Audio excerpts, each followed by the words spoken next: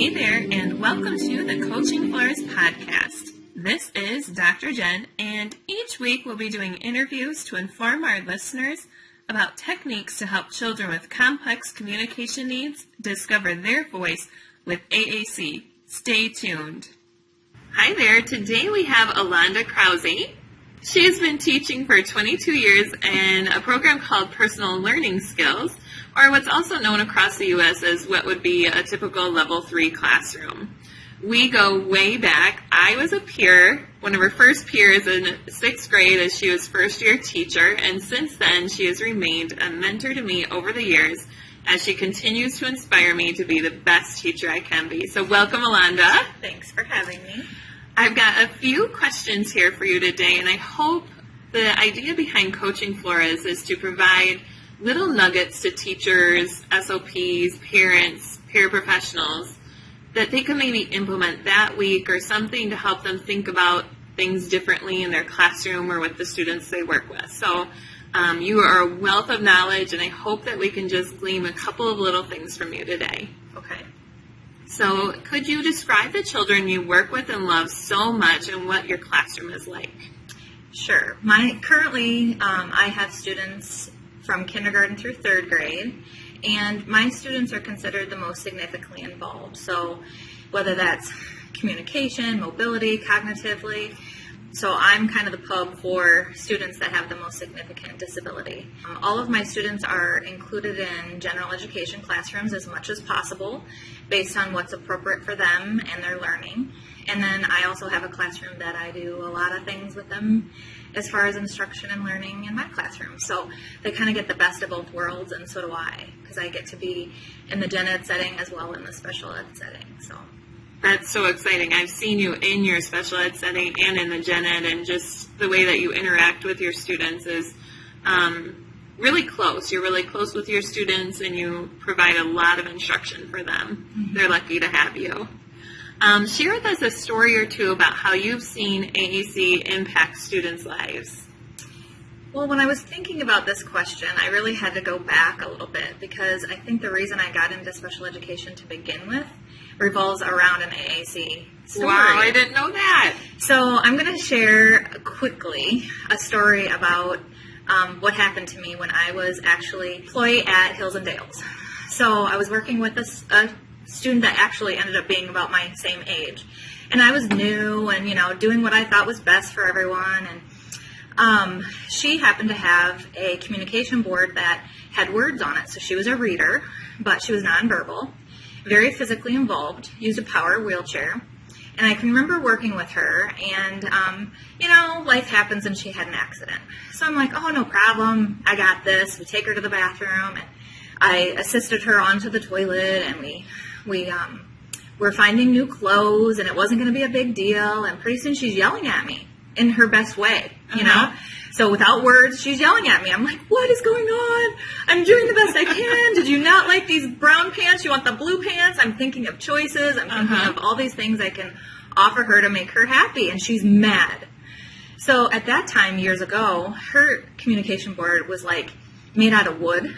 And so it was so heavy. Like, I was, at that time, a small person. And I'm like, okay, fine. I'm going to bring your communication board over. And it was like 50 pounds. So it was all I could do to carry this thing. And I'm holding it where normally it's attached to her wheelchair. I'm holding it, hovering over the toilet. And I'm like, what is going on? Why are you so mad at me? Guess what she pointed to? What did she point to? Underwear. Oh, my goodness. I was going to put her pants on without her underwear.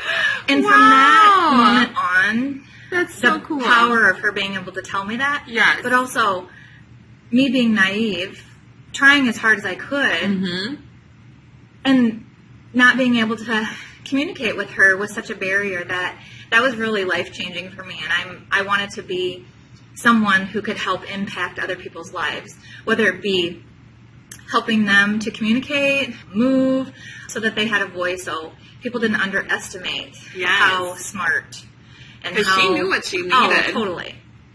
That's so cool. So, yeah. And that AAC gave her that voice to be able to advocate for her own needs. It did. Oh, I love it. Tell us some of the ins and outs of AAC throughout the school day. do the devices and also I'm wondering, do the devices get taken to lunch, recess, art, and how do you kind of help facilitate that? So ins and outs of AAC throughout the school day. Well, each student is unique.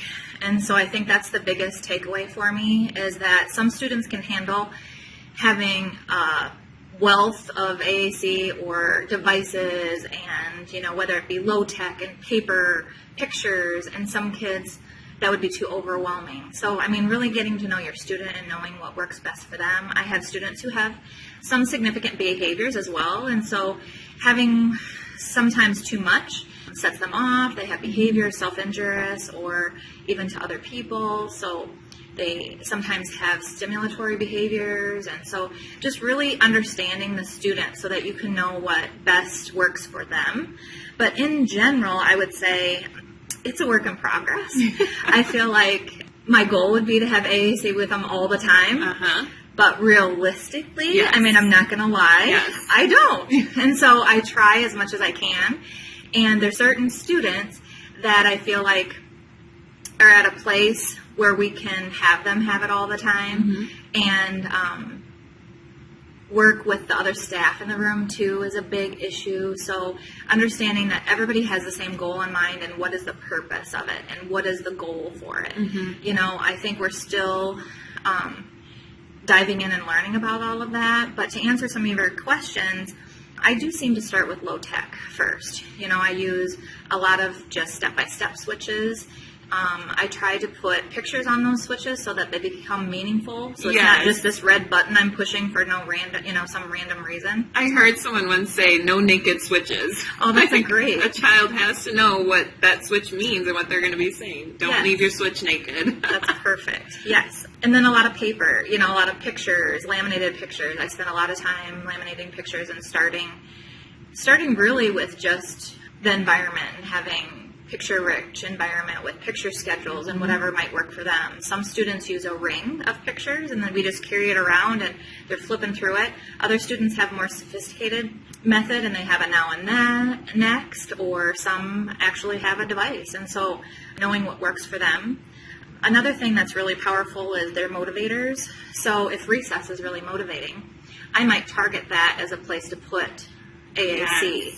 So, they are pulling me or really gravitating towards a swing. I want them to be able to tell me with words or with a system instead of just their behavior. Yes. Tantruming when they don't get to go on the swing. So how can we replace that? So sometimes I have a recess wheel, and so there's lots of choices on the recess wheel, and they get to pick. Sometimes it's just modeling it so that they learn what those pictures mean. Like this is the swing, and so if you want the swing in the future, this is where you're going to need to go. And so some students aren't ready yet to make those selections independently, but giving them the vocabulary awareness to lead into that in the future. A couple of things that you said that came to mind is you talked about the purpose of the AAC. And so having it accessible, we're not going to tote it all the way down to the gym if it's not purposeful. If we're just toting it around and carrying it throughout the building, it becomes kind of irrelevant. So making sure that if we are toting it to gym, that we have vocabulary that we want to use while we're in the gym. And if that's maybe not the purpose of why we're there, then maybe that's not something that we're valuing or working on at that moment, then we don't make the kiddo lug it all the way down there. Or we might take a different system down that's maybe not as heavy. Or talk to me a little bit too about, I know a lot of times parents and different team members might be scared of the device breaking or it getting spilled on. How do you help manage some of those concerns, like art class and lunch and recess? Those are valid concerns that I have too, because when a family makes a purchase, it's like buying a car a lot of times. And so that's why I have a lot of different levels of AAC. I use a lot of apps on the iPad too that mirror what their device is, so that helps. So I may choose to take the iPad to something instead of their device, but it has the same setup as their device has. So the same number of icons, the same layout of the pictures. But I think reassuring the families that, usually there's an adult with them that can help monitor the safety of the device. And, I do have students who are throwers and hitters and pushers. And so sometimes there's arms that can attach to the wheelchairs or attach to the table so that it would make it more safe, more durable.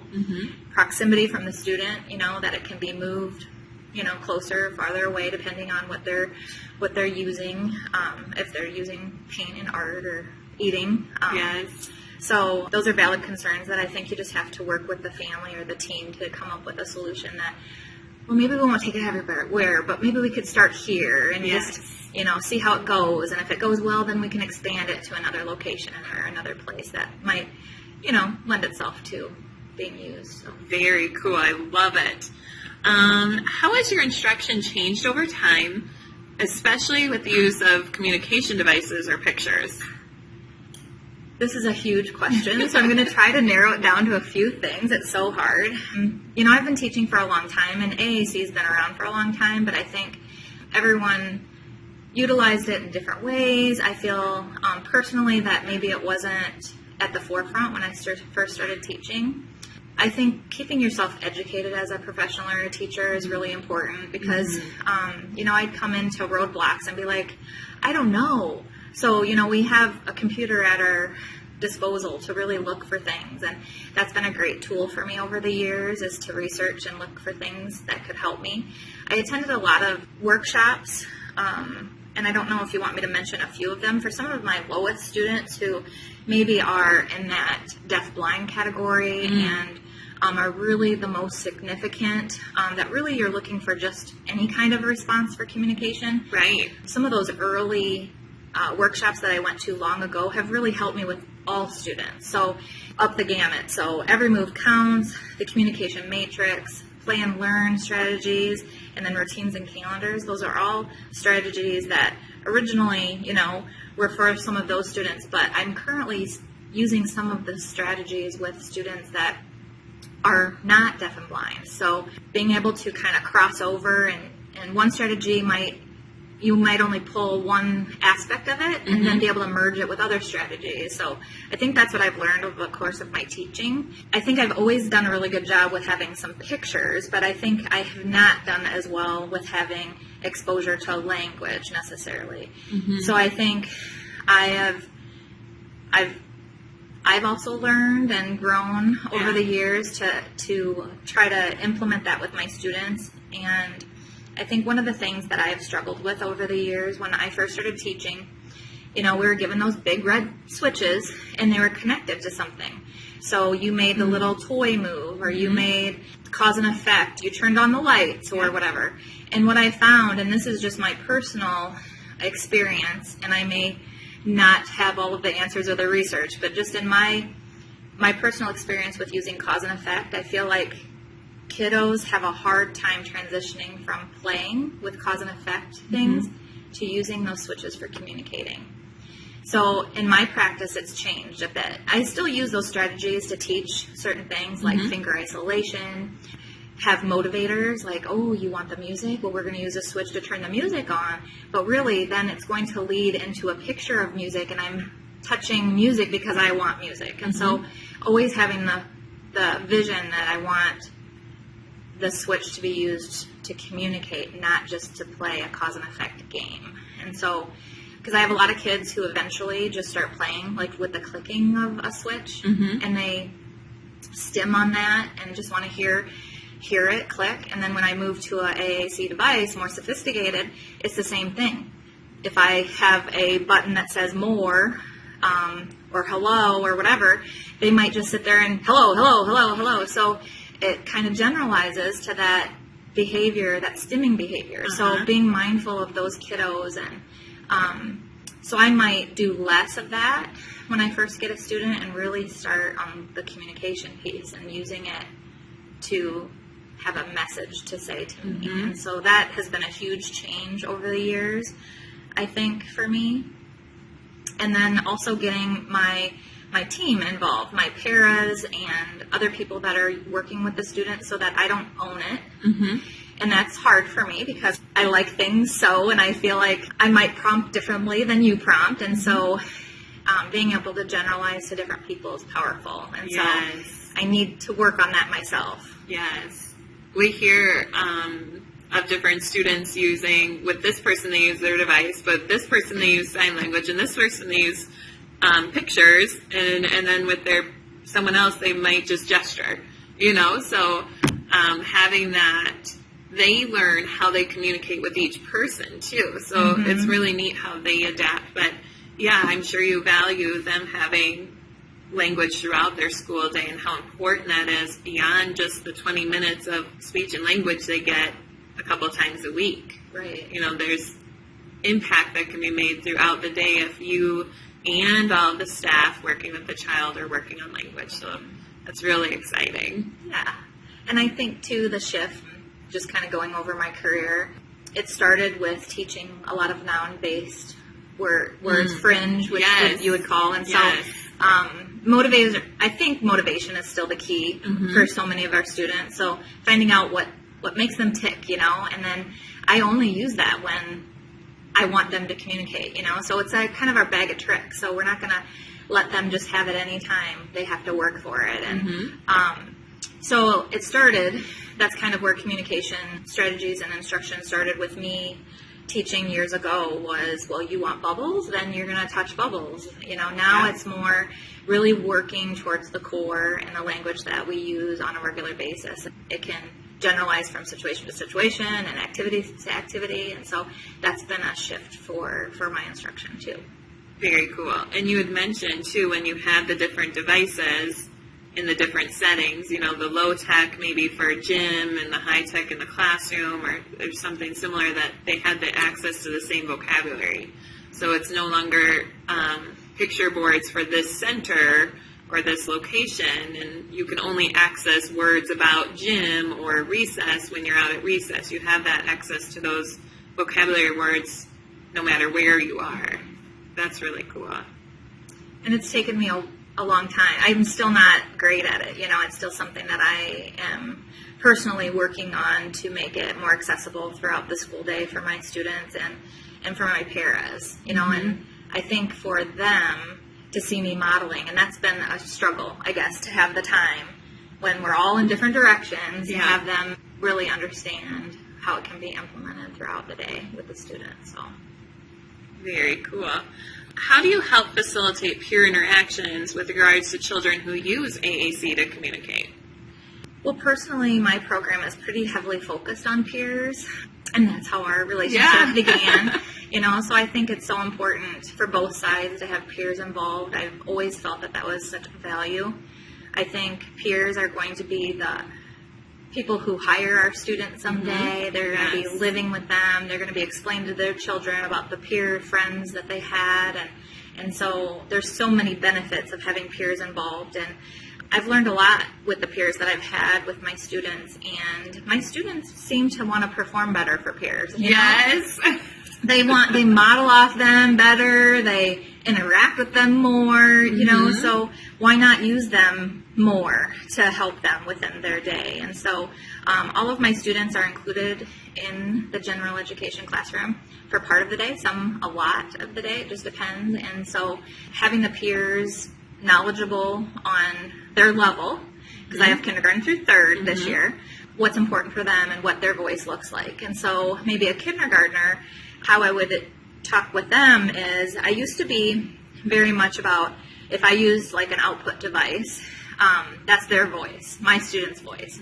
And so, teaching the student that, the peer, that just, it's their job to talk, just like it's your job to talk and wait. And so sometimes I have to wait for your answer. Well, we have to wait for my student's answer too. So just teaching them that even though they're communicating in a different way, they're still communicating.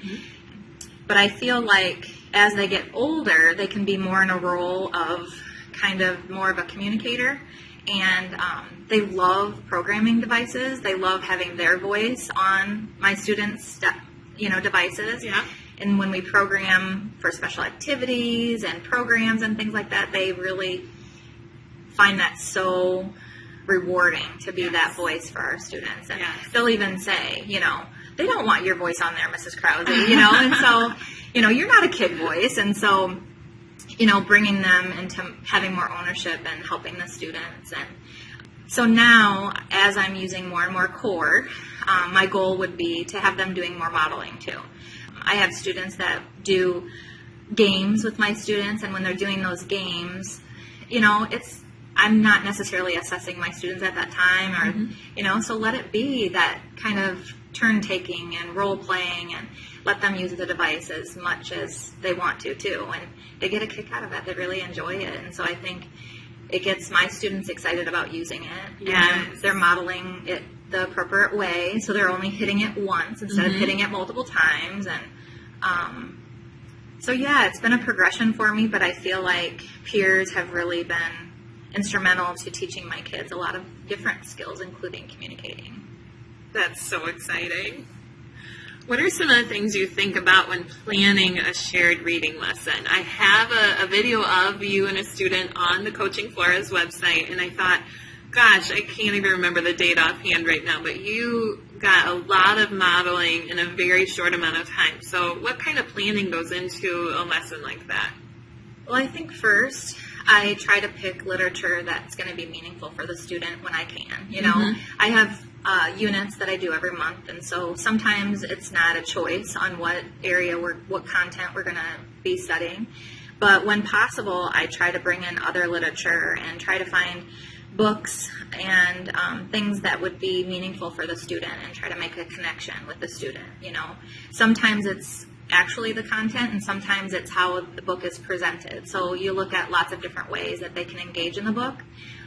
The particular book that is on the website is a peekaboo book, and so they're flipping things and looking and seeing what's behind it. And so that got the student engaged, I think, in that particular story. But I also use manipulatives a lot, so planning ahead and knowing what books I'm going to be sharing with them so that I can make it more meaningful. If I can have manipulatives for them to do, or if it's a book about simple concepts, have that concept available for them. If we're putting in, or having an activity that kind of goes with the story so it can engage them. But picking out the words, and then the fringe words, sometimes I'll need to print and laminate and have that ready to go to kind of enhance the instruction in the story, as well as the core words that are available to them. And I'm continually trying to educate myself on being a better instructor in reading too, so learning different strategies that can help them with shared reading, such as the CAR strategy, and learning to wait for a response and get them engaged at their level. And so sometimes that's hard to do in whole group, so I also like to do that one-on-one with my students. So you're allowed to have a lot more wait time when you're one-on-one. But I do like whole group reading as well, because they can model off of one another. Sometimes that's appropriate modeling, and sometimes it's silliness, but sometimes that silliness gets them engaged, So I like reading in all different ways, but the most important part is to get them engaged so that they can start to begin to express some early literacy skills and knowledge about reading. You've taught a child to auditorily scan. Was this intentional, or how did it come about? Okay, so can I tell you a little bit about this student? Yes. So he is kind of my model for students who are oftentimes judged by their cover. And I think oftentimes people who are not in our area, who don't have experience, will see a student who has multiple disabilities, who have very limited movement, and they size them up. They decide, oh, that's too bad. They're, really not able to communicate or do a whole lot. And he has been probably a lot of my students have done this for me, been the teachers for other people, but I think in particular this student has really opened the eyes of a lot of others. And so just to take you back a little bit and understanding a little bit about him, some of his limitations were he was very weak, muscle tone. Some days he could pick up his arm. Some days he could only pick up a finger. So just to understand that, his eyes are always fixed. They don't track. He sees, but he's not able to blink. And so when I first got him as a kindergartner, I do like I do with all students. I have high expectations, and you're going to be immersed in all of this instruction, and we're going to see what happens. Yes. And that's exactly what happened. Yay. So I started seeing little tiny signs, and I think that's the thing. You have to look for little tiny signs. And I was seeing him trying to follow directions. When I would say, pick up your finger, he would, I would sign more and model, all sorts of language, from signing to devices to pictures, and he started imitating me. So we're counting, and I'm counting on the table, and I'm 1, 2, 3. Pretty soon he's tapping with his finger. 1, 2, 3. Oh my God. Yes. This kid, I just had shivers go down my arms, and so then I knew I needed to do more, and that's what it's like with all my students. When I see those moments that just take my breath away, then I know I needed to do more for them. And so that's what I did. I kind of set out on a mission, like, this kid is understanding. How do I find out what he really knows? How do I educate him more? How do I get more output? Because obviously, receptively, he's got it. How do I get him expressing what he knows? And so we tried a lot of different strategies with him. We tried simple switches. We tried simple sign, which he was able to do some, but with his limited movements, that was really difficult, and it was very much, if you knew him, you knew what he was signing, and it couldn't be generalized. We then started using partner-assisted scanning. So he would use a switch, and it would say, I want that. And I would hold up things and say, and do you want bubbles? Do you want this? Do you want that? And he would push the switch to say he would want that. And so how it led us to auditory scanning is the ability, so regular scanning, he would have to track with his eyes, and oftentimes very small icons, and also you're not necessarily in charge of the speed. I can change the speed to really slow as it scans through. I can be in charge of how long it waits at each icon. But really, from day to day, would determine his ability to use his hands. So one day, he might get really frustrated because I'm not going fast enough. Yes. Where another day, he would need even extra wait time to decide and to know what he wanted. So that's where the auditory came in. And so we started with 2 Big Mac switches. And one switch was full of all the things that he was the most motivated to talk to us about. And then the other switch was still that I want. And so we explored a lot of different devices. We explored using one hand for the moving and one hand for the picking. We explored using one hand for both and just being able to go between 2 switches. We tried switches that had a click. We tried switches that were very quiet. So just exploring and not being set on one thing has really, really helped. So anyway, fast forward then, every week he was making so many leaps and bounds that we eventually went, myself and a speech pathologist, we decided we needed more instruction. So both of us were learning and looking on the web, and we found a workshop on LAMP.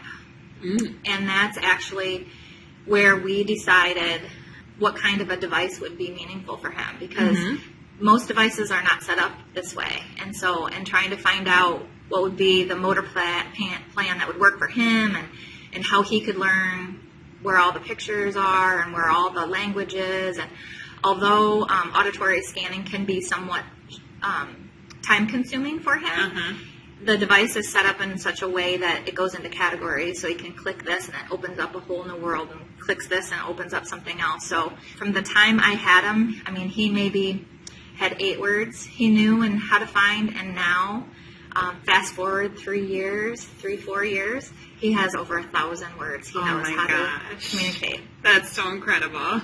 And the cool thing about language, and I think the hardest part for our kids, they're really good at responding to us. And when we ask a question, you want me to tell you what color it is? It's red. But the flip to, okay, now I can communicate. I can tell you what you want to hear. Now, how do we get them to spontaneous language? Yes, initiate. Yeah. And so that, now he's starting, like his mom will text me and say, he just said it's too loud in here. In his own loud ears is how he said it. Loud ears. Well, he got the point across. That's so exciting. So he's really, really grown, and expanded his ability to communicate. So he's been one extraordinary person that it will forever teach me how to be a better teacher. Mm-hmm.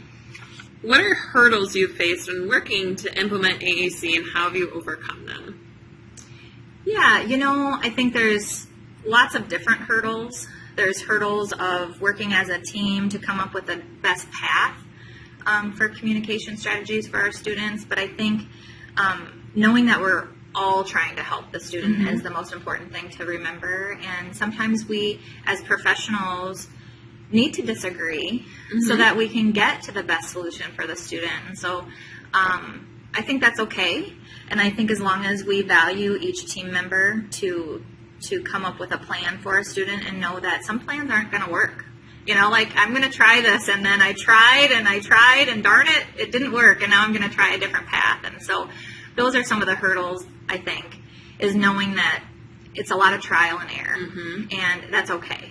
And our students take a little longer to learn, and so do we. And so sometimes it might take them a little longer to get to where we want them to go.